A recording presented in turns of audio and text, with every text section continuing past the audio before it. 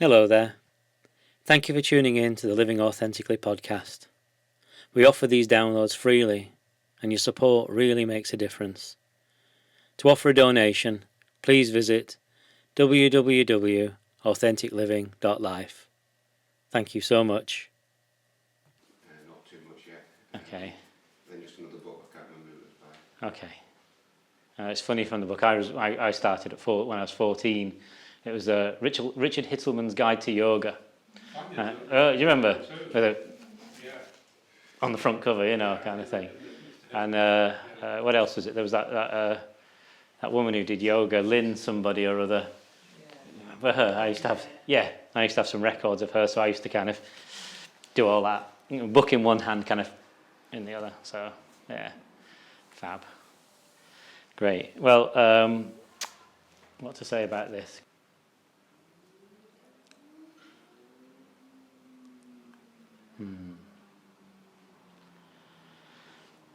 What I'm hoping to encourage in you is, because it's not me doing anything, it's all about you, is to kind of come back to the consciousness where you start from, kind of the source of your life, which is what lies behind the mind and behind the emotions. It's the thing that comes first in us. I just call it coming home. You can call it lots of things. And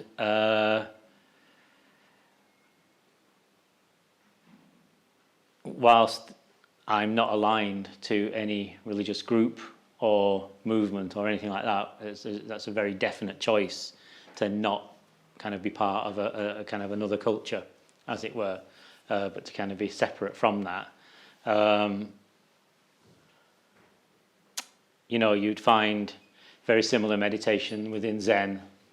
Hey, Andy, fantastic. No worries. You find very similar meditation in Zen. You'd find sort of Vedanta to kind of be touching on a lot of the same stuff. But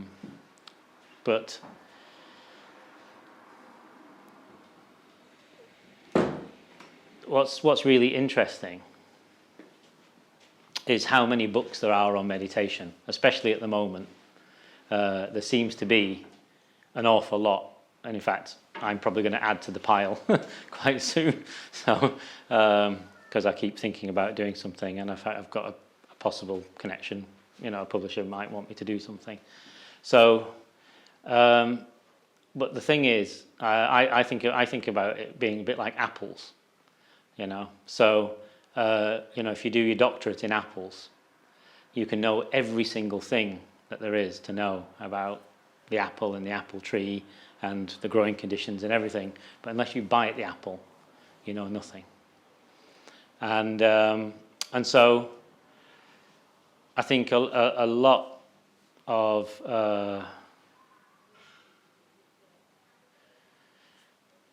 sometimes how we approach things is we're trying to kind of get beyond the mind with the mind, and of course it can't be done. And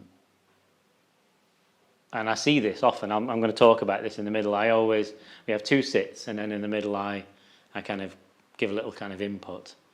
And I was going to talk about this a little bit in the middle tonight, of how I see, and I'll come back to it. Very often somebody kind of get a sense of their consciousness for a second, and then you see the mind take over again, and there's that belief that we have to somehow satisfy the mind, and until that is done, there's no kind of forward motion. And so the way this works is quite different, because it's not that it's different.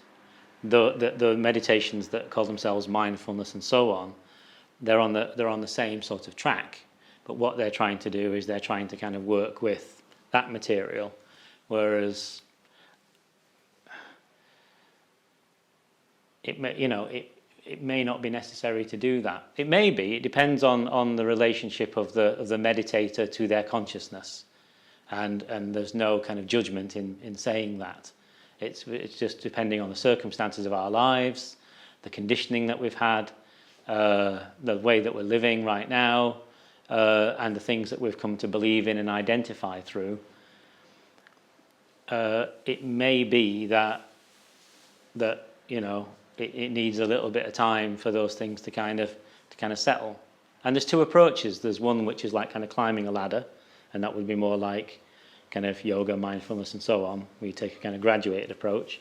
Or there's this way, which just sort of says, you are life itself. Let's start living from there, and that will kind of clean out that stuff as we kind of go along. So let's not worry about it too much, because you are already alive, and that's a fact. There's no spiritual or religious belief necessary for that to kind of come into you. You know you're alive. You don't need to think about it. Although I have seen people think about it, but there's no need to. You can feel it, and that's where we begin.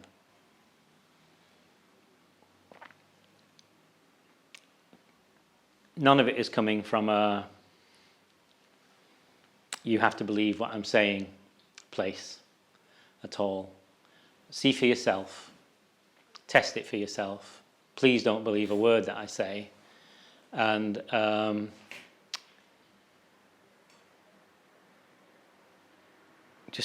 it's just about you finding what's true in you, what's original in you. That's it. And if I'm useful in any way, that's wonderful. And so tonight, what's in my mind, or today, it's about the voices in the head, quite honestly, because I've been meeting the voices in the head quite a lot this week in people.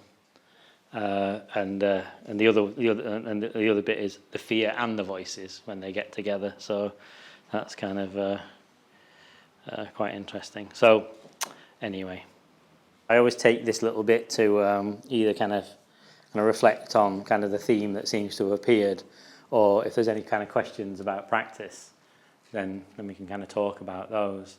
One thing Mark was saying just while we were here is just that during the practice thoughts were kind of coming up and things like, I hope you don't mind me saying. It's kind of quite a typical sort of thing. And one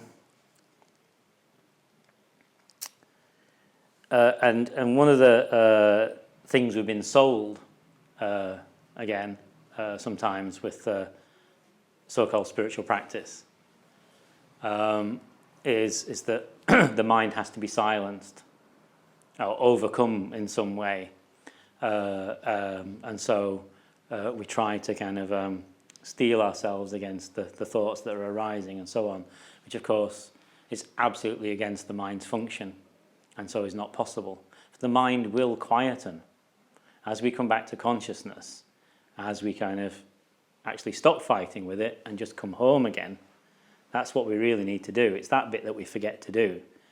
We're so engaged, however many years we've been living, we're so used to kind of mind versus mind that's what we go for. And the problem is, when you fight mind, you get mind. And that's all that you get. You get more of it. Don't think about that person that you're not meant to think of, who you've really got the hots for. Boom, you're in hell, and you mustn't tell anybody about them either, or etc., and yeah, and there it is like that, you can't do anything about it. So it's just finding ways initially to allow yourself to come back to that kind of quieter place. It's not making a position of quietness, or as we said, making a meditation face, or going around claiming to be something. I am a spiritual person, I've done all these things, la la la la la. You're either alive in the second that you're in and in presence, or you're not, and that's it, really. It doesn't need to be any more complicated than that.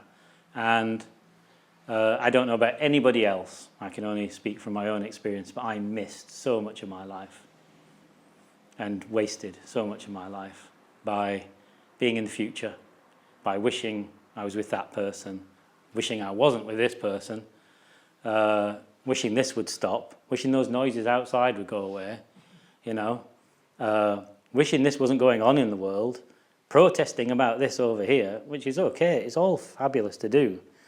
But there's very little we actually have much influence over. Eventually I just found that I was really wanted to be alive in the second that I was in the moment that I was in the breath that I was breathing. And it was then that things sort of started getting a bit different, really. And what seems to happen is that as we, you know, we're not going to sit once and then everything's sorted out. I've seen so many people turn up to meditation things, the one-day course and things. Right, I'm going to sort my life out today. You know, I'm going to do this one sit, and that's going to be it. And it's a bit like the experience thing, you know, hoping that it cuts your life off. But your life is unfolding exactly as it needs to.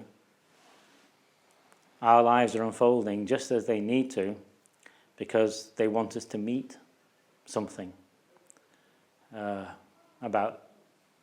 about the circumstances necessarily that's happening, but because life wants us to end suffering for ourselves. But where we just kind of go around again or meet things in unawareness, suffering tends to continue. I think life tends to use suffering as a medium of communication because it gets our attention. But we're not very good at attention, even with that. You know, we don't seem to learn from history very much. Looking at this species, I'd say that we don't really learn our lessons very well. But individually, we can do something about it, which is just keep coming home. And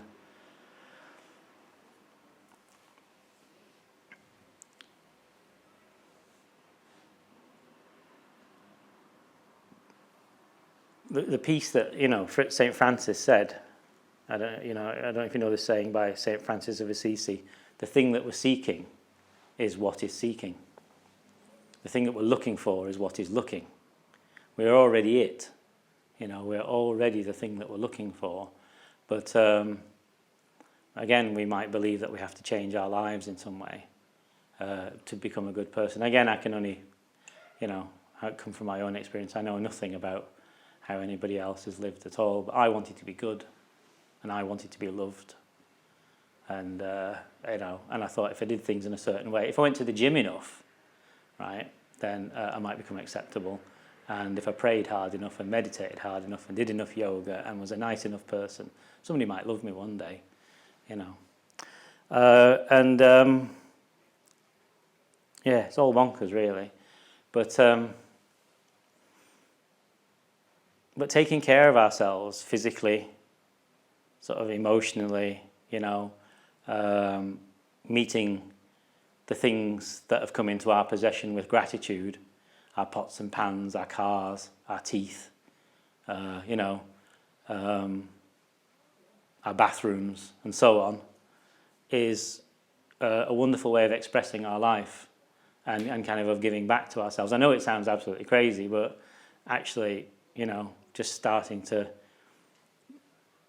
have gratitude for what's simply with us and our bodies, our wonderful bodies. The fact that we can take a breath right now is a miracle beyond all miracles. The fact that the heart is beating, that the lungs move, that we're here together in this room is just astonishing, you know. That's not what I was going to talk about at all, actually.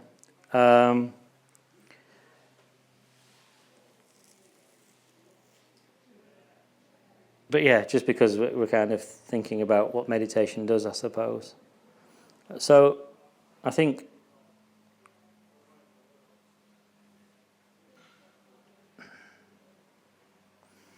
what seems to happen is that as we just keep coming back, and it can be quite a frustrating thing at first. Oh God, I've got to keep doing this. It does seem like quite a lot of an effort at first.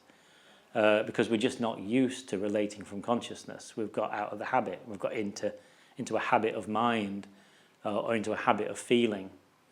Not that we shouldn't be having feelings, we're not trying to get rid of them, it's just that we're not interpreting them properly, because what we're doing is we're meeting them with, well, most people don't feel their feelings, actually. Most people feel resistance to their feelings, and then I am not going to allow this thing in. So they never meet the feeling and receive its message. What they're doing is trying to not be destroyed by that thing, which is entirely an imagined thing of what's going to happen. So we're in this kind of resistance armoring cycle, maybe because somebody did something to us in the past. And so we're just not going to meet anything that feels like that ever again. You know.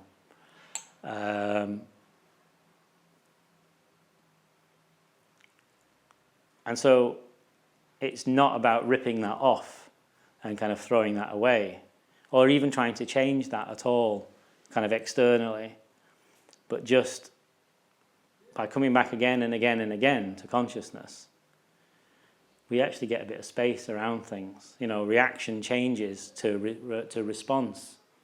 That's the most amazing thing, when the day that we don't react to a thing, but we respond to it. And we have choice, you know, and there seems to be a bit of a space around things. And this is one of the early sort of things of meditation, one of the early gifts, perhaps we might call it. We also perhaps stop living through things as much. I tend to find that when we don't practice, then we acquire whatever it is that we're into, records, beer bottles, I don't know, handbags, jewelry, whatever, large screen TV sets. And again, absolutely nothing wrong with any of them, because they can all be used in amazing ways. But they're not us. That's not us. We're that thing that we can't talk about, life. I'll just call it life. And but even that's open to such misinterpretation. So just forgive me. And this is what I did want to talk about a little bit, just for a minute. Just a couple of times this week, I've seen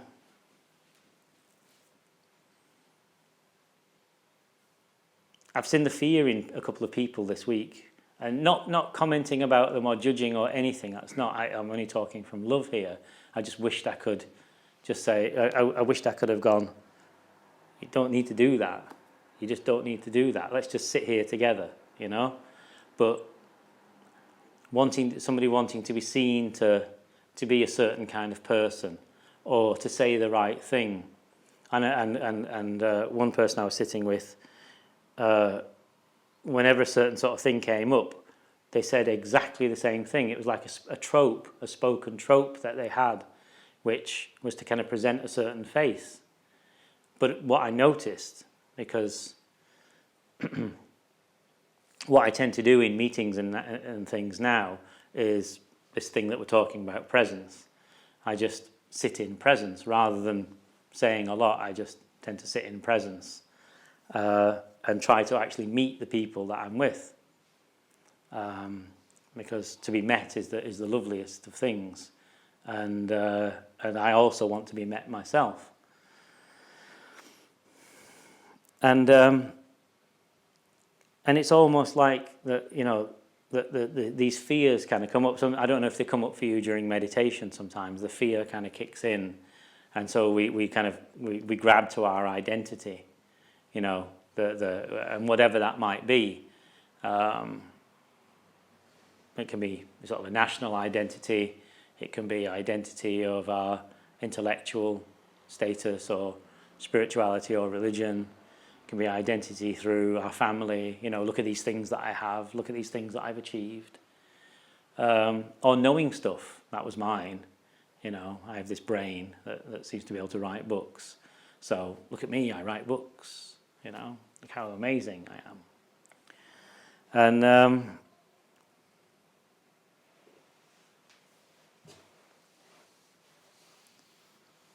I've written down here, where does this come from? And I've not written an answer down. I just guess what I'm trying to say is that it's interesting to reflect on this. if we find that in ourselves, where does it come from? Because I think we all do it. So where's that coming from? And for me, whenever that outward motion kind of takes place, it's because I'm just not based in that truth. So I feel unnourished, and so I create for myself an identity. I want somebody to like me. I want to I think in order to get on with this world, I have to put this face on. So I don't dare risk just being myself, or we don't dare risk being oneself in the workplace, because what would the other teachers say? What would the other bin men say? Or, what would the other people who live on my street say if I was just vulnerable and myself and kind of, would I have anything to say at all? Maybe, maybe not, I don't know. But sort of living with these faces on and living through these kind of set menus of words, it just seems such an empty thing. And I know that we all feel it, because you can see almost like the disappointment written into people's bodies, and the armouring that kind of comes onto them. And yet there's no magic solution for it apart from attending to our own lives, and that which is not magic, it's just what we are. And so by living falsely, we live falsely. Unfortunately, we also have the means to not live like that, because this is what we're doing here. This is what meditation is for. That's what the spiritual life, if you want to call it that, hopefully is about, rather than acquiring another thing to make oneself look like something else in someone's eyes. It's so that we actually are alive, and we don't have to wear these things anymore. And you can still express yourself in beautiful ways. You can buy a gorgeous shirt and sparkly shoes, and you can watch your movies and do whatever, ride your bike and everything, because we're still in a body, we're still living this life. So it's nice to express that life rather than hide it, Because I actually hear people say things like, all I want to do is have some time to be myself. I've heard that, because I used to work in schools a lot, and in the staff room, I think it's the most heard thing I've ever heard is, in the holidays, I'm just going to be myself. Or all I want to do is settle down with a bottle of red wine and be myself. One day, when all this is over, I'll be myself. And I don't know how you've heard that, but I'm sure you've heard it from people. Maybe you've said it yourself. So again, it's just an encouragement to kind of, let's not do that anymore, really. Let's stop living through things. But that can't be done by forcing ourselves. But it comes with attending to ourselves with love, and our pots and pans, and our cars and our teeth, and our bathrooms, and so on, because we're worth it. We're really worth it. I forgot to read this poem out before, so I want to read you this, because I normally start with a poem, but I've really fallen in love with this poet, Joy Harjo, who's a Native American poet, and I actually for my mum's funeral, I used one of her poems, and so I've just been kind of looking at her some more, and I just really like this. I was looking at this morning, and I just thought I would share it with you.